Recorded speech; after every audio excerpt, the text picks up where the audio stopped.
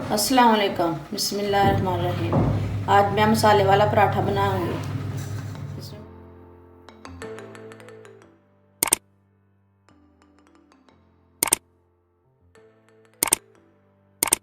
आज मैं मसाले वाला पराठा बनाऊंगी। इसमें मैंने आटा लिया, ऑयल डाल लेना, आधी चमची नमक डाल लेना, इसे मिक्स कर लेना।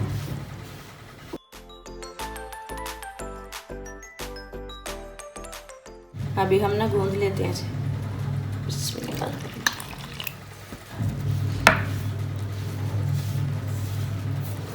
ये आटा हमने गूंद लिया है।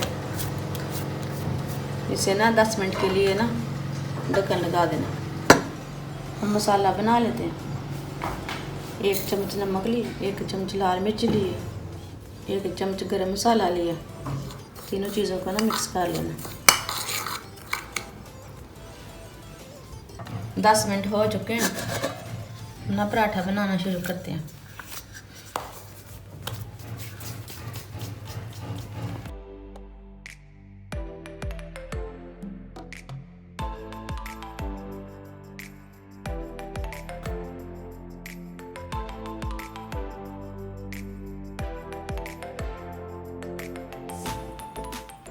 इसे पहले ऑयल लगा लेना।